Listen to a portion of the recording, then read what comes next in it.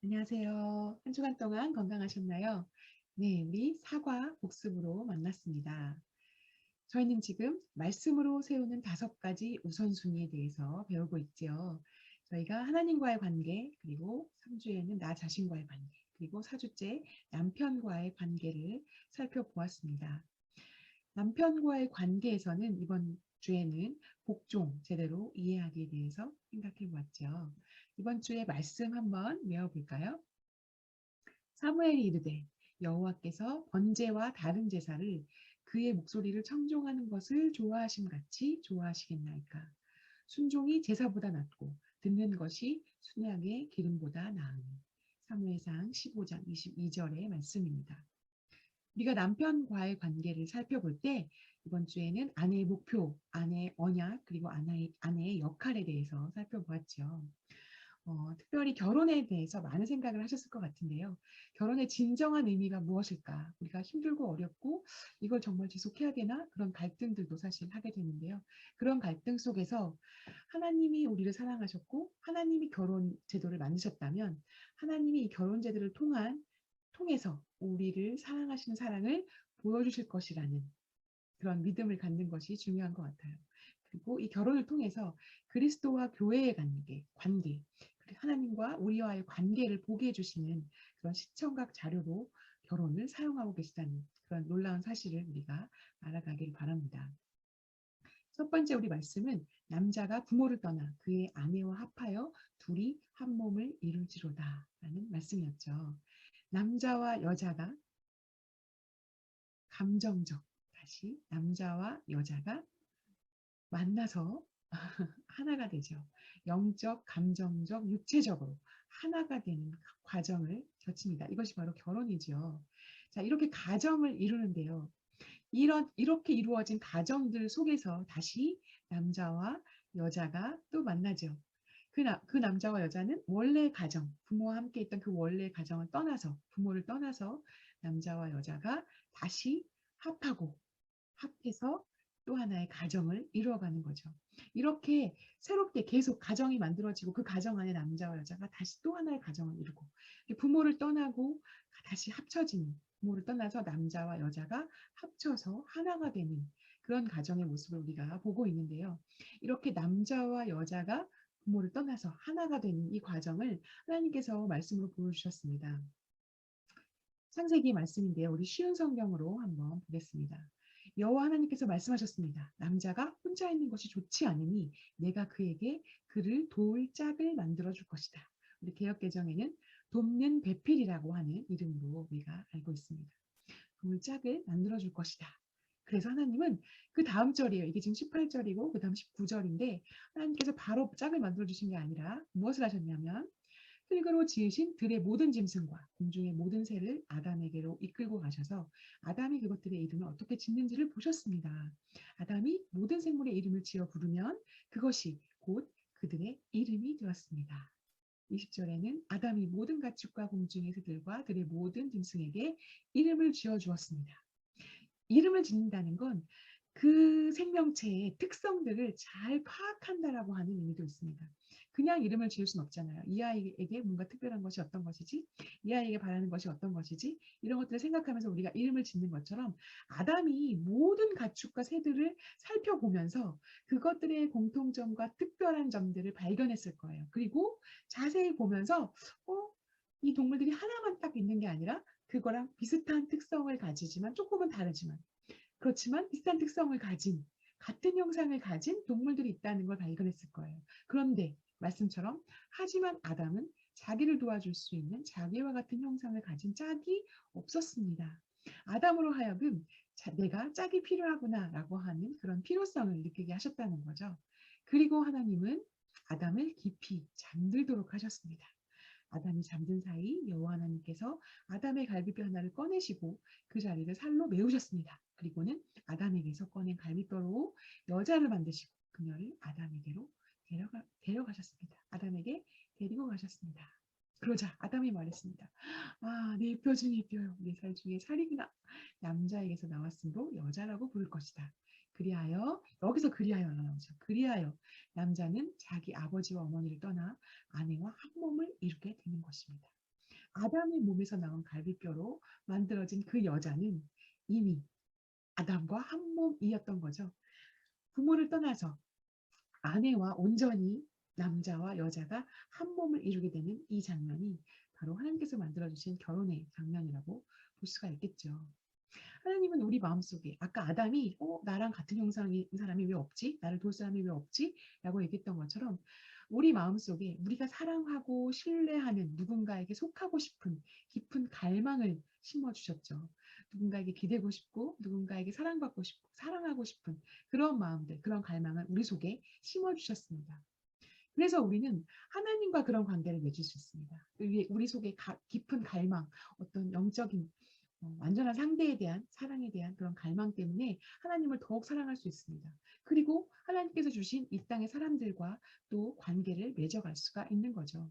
그래서 결혼은 우리가 영과 혼과 육이 오는 그 연합, 하나 되는 것에 대해서 하나됨에서 오는 그 일치감과 우정을 바라면서 결혼을 생각하고 결혼을 하고 있지요, 우리가. 그런데 하지만 우리가 정말 결혼 생활에서 이런 일치감과 우정들을 마음껏 느끼고 계신가요? 네. 이 질문에 완벽하게 답하기는 참 어려운 것 같아요. 하나님은 우리를 돕는 배필로 세우셨다고 했습니다. 특별히 여자의 정체성을 돕는 배필로 삼아주셨다고 했는데요.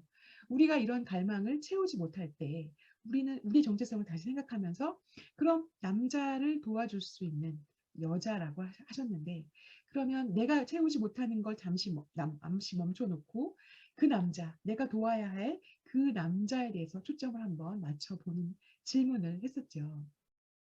남편에게 나는 좋은 친구인가? 친구이십니까? 남편이 나를 필요로 할 때 함께 있는가?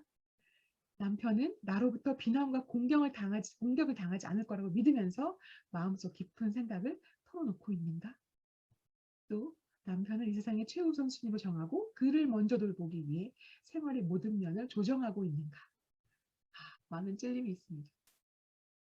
그런데 우리가 돕는 배필을 생각할 때 많이 우리가 억울하게 생각하는 부분들이 그런 거죠. 왜 내가 그 사람을 도와야 하지? 왜 내가 그 사람이 하녀가 되어야 하지? 이런 생각을 하게 되는, 쉽게 생각을 하는 경우가 있는 것 같아요. 근데 그것은 우리나라의 특별한 문화 때문인 것 같아요. 사실 여기서 중요한 포인트가 있습니다. 돕는 배필이라고 할 때 그 돕는이라고 하는 의미에는 에제르네게드라고 하는 히브리어 원어를 사용하고 있는 걸 볼 수가 있는데요. 이 말은 도우시는 하나님, 하나님이 우리를 도우신다고 할 때 사용했던 그 돕는이라고 하는 말이에요. 그렇다면 뭔가요? 하나님이 우리를 도우시는 것처럼 우리가 남편은 하나님이 도우시는 것처럼 돕는다는 거예요. 하녀인가요? 몸종인가요? 하나님이 전혀 아니잖아요. 네, 돕는 배필은 강한 자가 약한 자를, 완전하게 강한 자가 완전하게 약한 자를 돕는다는 의미가 있습니다.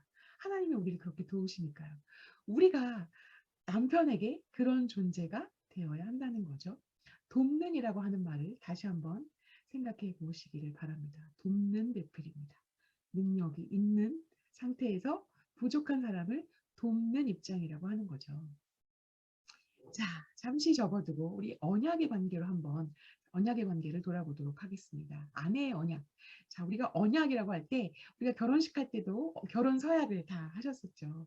언약이라고 할 때 하나님과의 나와의 관계에서의 언약. 그리고 남편과 나의 결혼 생활을 시작할 때 맺었던 그 언약. 이것들을 생각해 볼 수가 있는데요. 여기서 언약을 세운다라고 할 때 그 언약을 세우다라고 하는 말도 원어로 보면 베다. 칼로 이렇게 싹 베는 거죠. 그리고 살을 베어서 그 조각 사이를 지나감으로 동맹을 맺거나 거래를 한다라고 하는 의미인데요.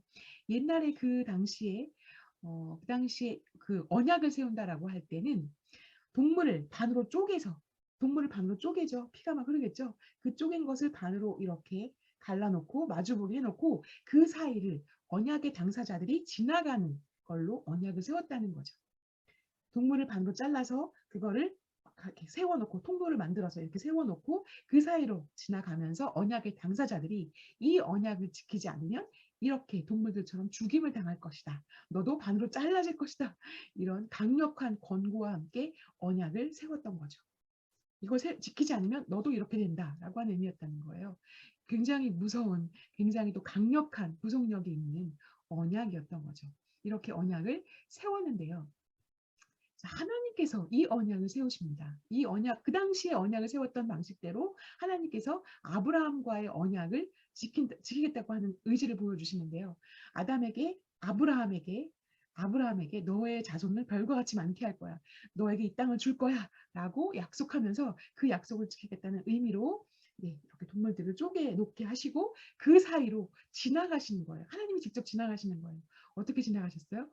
화로와 횃불이 나타나서 지나갔다고 했는데 이게 바로 하나님의 임재를 뜻하는 거였죠. 하나님이 화로와 횃불로 나타나셔서 반으로 쪼개놓은 그 동물 사이로 지나갔다는 것. 그거는 무슨 의미요? 네, 내가 이 약속을 지키지 않으면 죽겠다. 피 흘림의 그 약속. 그 약속을 하나님이 직접 내가 이 언약을 책임지겠다라고 하는 그 책임 당사자로서 하나님이 이 언약을 세우셨다는 그 증표를 보여주셨다는 그런 의미인 거죠. 그러면 이제 새 언약을 살펴볼 건데요. 구약과 신약, 신약은 새 언약이죠. 새 언약은 어떤 것이었냐면 하나님께서 우리에 대한 자기의 사랑을 확증하셨다고 했어요. 하나님이 우리를 얼마나 사랑하시는지 보여주기 위한 증거를 보여주셨는데 그것이 우리가 아직 죄인 되었을 때 그리스도께서 우리를 위하여 죽으심으로 그 사랑을 확증해 주셨다고 했어요. 자, 이게 어떤 거냐면 구약 시대에는 이스라엘 백성 가운데 하나님이 임재하신다, 함께 하신다는 그 의미를 상징적으로 보여주기 위해서 이 회막을 이스라엘 진중에 세우게 하셨잖아요. 이 회막으로 들어가는 문이 있고 마당이 있고 그리고 여기 성막이 있었죠. 자, 그 성막 안으로 들어가 보면 성막 안에 이 휘장으로 쳐져 있는 성막 안으로 들어가 보면 예, 여기 성소와 지성소로 나누어져 있었죠. 이 지성소에 하나님의 법궤가 있었고 여기 하나님이 임재하시는 것을 보여주셨죠. 자, 이 성소 그리고 지성소에는 아무나 들어갈 수 없었죠. 대제사장만 1년에 한 번씩 속죄일에 들어갈 수 있었습니다. 아무나 하나님을 그대로 임재를 체험할 수 없었다는 얘기죠. 그런데 자, 어떤 일이 벌어졌나요? 네, 이 성소와 지성소를 가로막고 있던 이 휘장, 성소의 휘장이 찢어지는 사건이 벌어집니다. 자, 그게 언제요? 어떻게요? 네, 예수님께서 십자가에서 못 박혀서 죽으시던 날, 이 성소의 휘장이 찢어지는 걸 볼 수 있었습니다. 새 언약의 시작이다라고 하는 표시였어요. 내가 죽음으로, 내 몸이 찢김으로 이 성소의 휘장을 찢었다. 이 말은 하나님께 누구나 나올 수 대제사장이 아니라 이 성소의 휘장이 더 이상 필요 없다는 거죠. 누구나 하나님께로 나올 수 있게 네, 그렇게 하나님의 사랑을 보여주셨다는 거죠. 우리가 예수의 피를 힘입어 성소에 들어갈 담력을 얻었나니 그 길은 우리를 위하여 휘장 가운데로 열어놓으신 새로운 살 길이요. 휘장은 그의 육체니라. 그의 육체를 찢었다는 말이죠. 자, 이렇게 우리가 죄인인 우리가 하나님께로 나아갈 수 없었는데 예수님께서 이걸 해결해 주셨다는 얘기죠. 우리가 마음의 뿌림을 받아 악한 양심으로부터 벗어나고 몸은 맑은 물로 씻음을 받았으니 참 마음과 온전한 믿음으로 하나님께 나아갈 수 있게 되었다는 거죠. 이런 언약의 약속, 언약을 해주셨다는 거죠. 자, 이 언약의 단계를 7가지로 우리가 살펴보았었는데요. 자, 언약을 하기 위해서, 언약의 증거들을 보여주기 위해서 이런 단계들을 거쳤는데요. 자, 하나씩 살펴보았죠. 겉옷을 교환한다는 건 어떤 의미였나요? 겉옷은, 네, 자신이, 다윗과 요나단이 자기 겉옷을 벗어서 다윗에게 주는 사건을 우리가 지난주에도 보았죠. 우리 말씀을 통해서 보았죠. 자신이 언약을 맺은 상대방이 된다는 거죠. 그의 옷을 내가 입는다는 건 내가 이제 너가 되고 너는 내가 된다라는 새로운 정체성. 나라고 하는 사람이 이제는 남편의 옷을 입는다라고 하는 건 남편의 정체성을 입는다라고 하는 뜻이죠. 내가 이제 새로운 정체성을 갖게 되었다는 뜻이죠. 그리스도는 우리에게 의의 옷을 입혀주셨습니다. 아까 십자가에서 죽으심으로 이제 너희는 죄인이 아니라 의인이다 라고 하는 의의 옷을 입혀주셨죠. 그래서 우리가 의인이라는 정체성을 가지게 된 거잖아요. 그것처럼 우리가 결혼을 통해서 남편의 옷을 입을 때 미국에서는 남편의 성을 따라서 성이 바뀌죠. 우리 성은 바뀌지 않는데 미국 문화는 그랬죠. 우리는 지금 남편의 정체성을 입는 과정으로 네, 반지를 교환하고 있죠. 이 반지를 낀 사람은 이 반지는 그에게로부터 받았고 나는 이 반지를 끼었기 때문에 나는 그의 것이다 라고 하는 정체성, 새로운 정체성을 갖게 되었죠. 자, 언약의 관계에 있어서 무기를 교환하는 장면이 있었습니다. 무기도 마찬가지로 적에 맞서서 서로를 지켜주겠다고 하는 약속을 상징하는 거였죠. 무기를 교환한다는 건 서로를 보호하고 지켜준다라고 하는 의미였고, 특히 그의 이름을 지켜준다라고 하는 의미라고 했습니다. 그리스도께서 우리를 지켜주시는 것처럼, 세상의 풍파로부터 우리를 지켜주시는 것처럼 우리도 결혼을 통해서 남편을 지켜주어야 하는데요.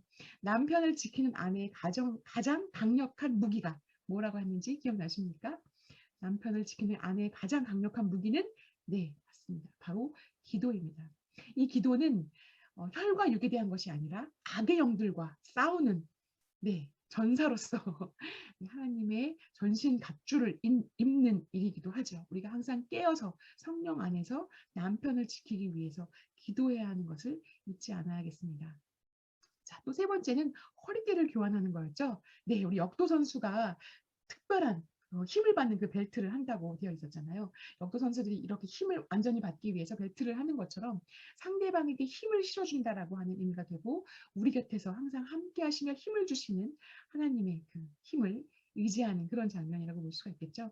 독수리가 날개치며 올라감 같을 것이요 새 힘을 얻으리라 라고 했던 것처럼, 하나님은 우리에게 새 힘을 주십니다. 우리도 남편에게 힘을 주는, 서로에게 힘을 주는 그런 관계라고 하는 거죠.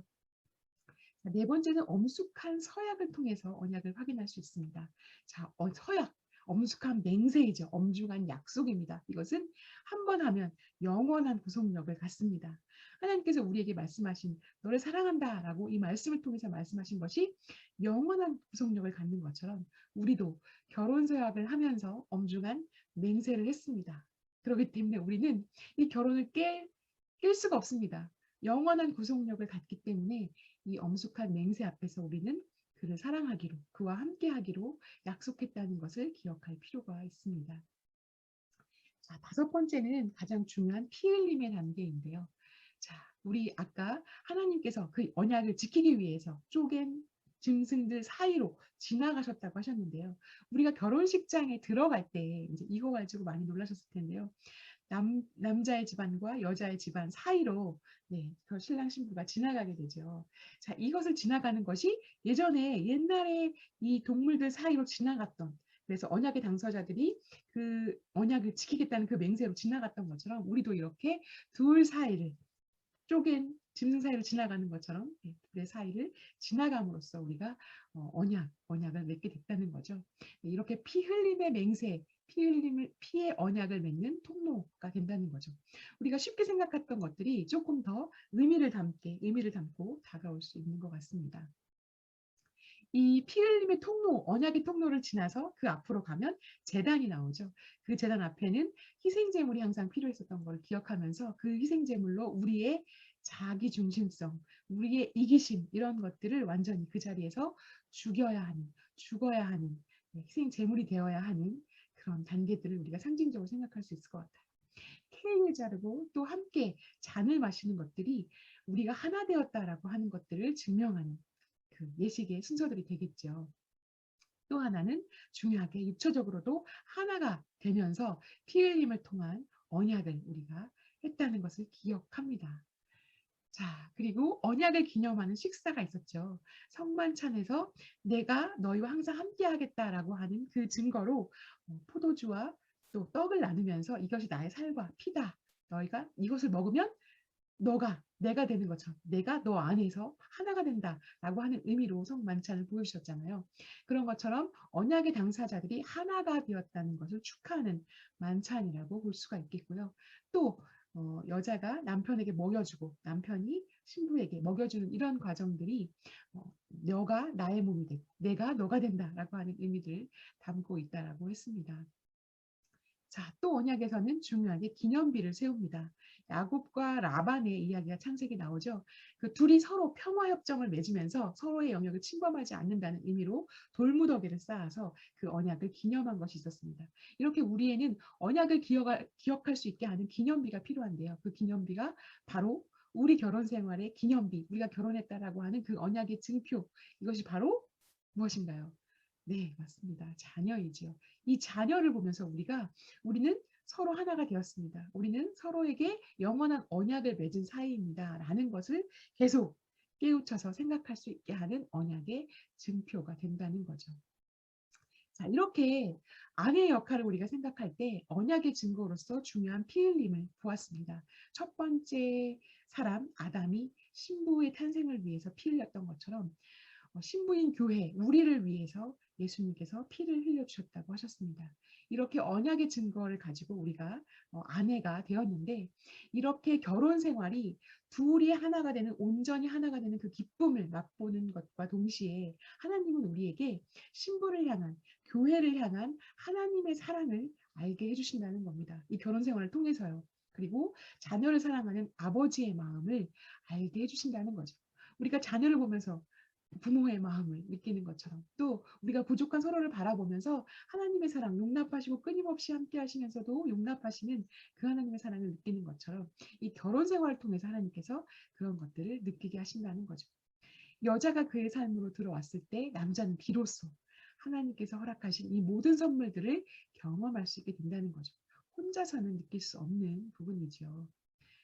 여자의 아내의 역할로서 보호하는 역할을 주셨습니다. 갈빗대, 여호와 하나님이 아담에게서 취하신 그 갈빗대로 여자를 만드시고 그를 아담에게로 이끌어 오셨다고 하셨는데요. 갈빗대로 여자를 만드셨다라고 하는 의미는 갈빗대가 심장을 보호하는 거죠. 외부의 공격에서 취약한 심장과 폐를 보호하는 것처럼 여자는 남편의 마음을 지켜주는 일을 해야 한다는 거죠.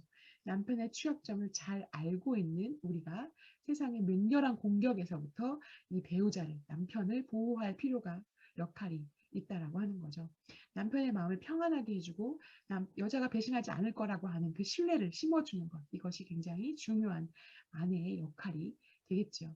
또 하나 중요한 역할은 남편에게 복종하는 것입니다. 말씀하셨죠? 아내들은 주님께 순종하듯이 남편의 권위에 순종하십시오. 아내들은 주님께 순종하듯이 남편의 권위에 순종해야 된다고 말씀하고 계십니다. 아내가 남편의 권위에 순종하는 것, 복종하는 것은 자신을 남편의 권위 아래 둔다라고 하는 의미라고 하는 것입니다. 결정한 일이 있을 때 최종 권한을 남편에게 두는 것이라고도 할 수 있죠. 이것을 생각할 때 우리가 꼭 기억해야 할 것이 있습니다. 주님께 순종하듯이 남편에게 순종한다라고 했습니다. 우리가 첫 번째 우선순위로 하나님과의 관계를 배우면서 복종과 신뢰, 배우기 기억하세요. 하나님과의 관계 안에서 우리가 복종하고 신뢰해야 했던 것처럼 남편에게 하나님이 세우신 그 남편의 권위에 순종하는 것입니다. 남편이 잘해서 순종하는 것이 아닙니다. 남편이 지혜롭게 행하기 때문에 순종하는 것이 절대 아니라는 겁니다. 하나님께서 순종하라고 하셨기 때문에 우리는 하나님을 믿는 믿음으로 하나님의 권위에 순종하는 마음으로 남편에게 순종하는 것입니다. 사실은 남편에게 순종하는 것이 아니라 하나님께 순종하는 것이죠. 하나님이 그렇게 하라고 하셨고 하나님께서 허락하신 그 권위이기 때문에 우리가 순종하는 것입니다.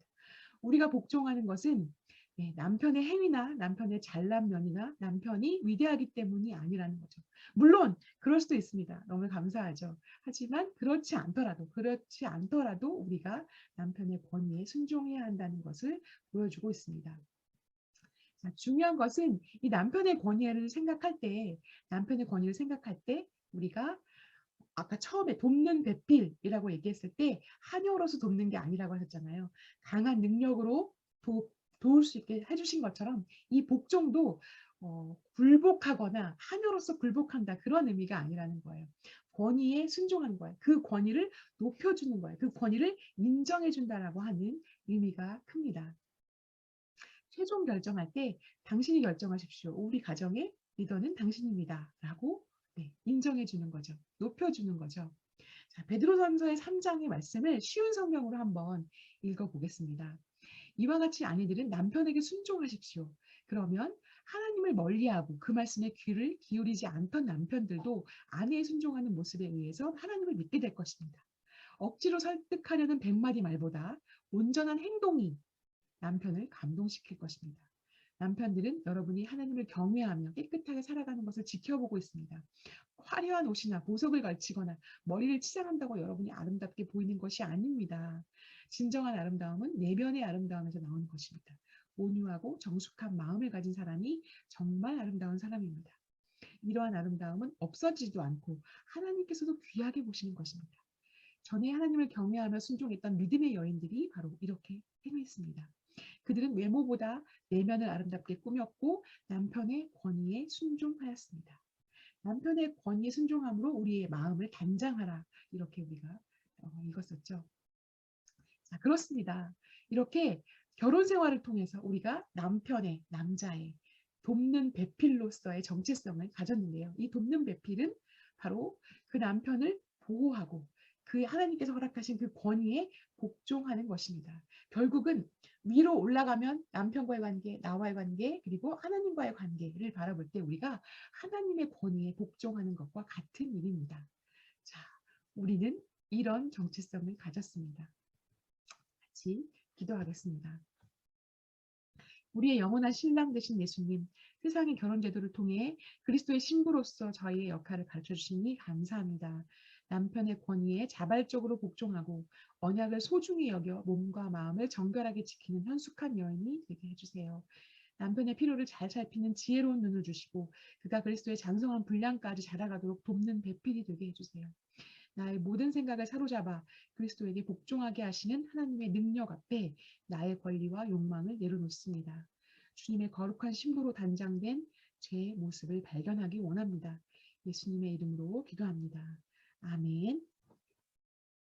결혼 생활을 통해서도 여전히 당신을 사랑하십니다. 사랑합니다. 임마누엘.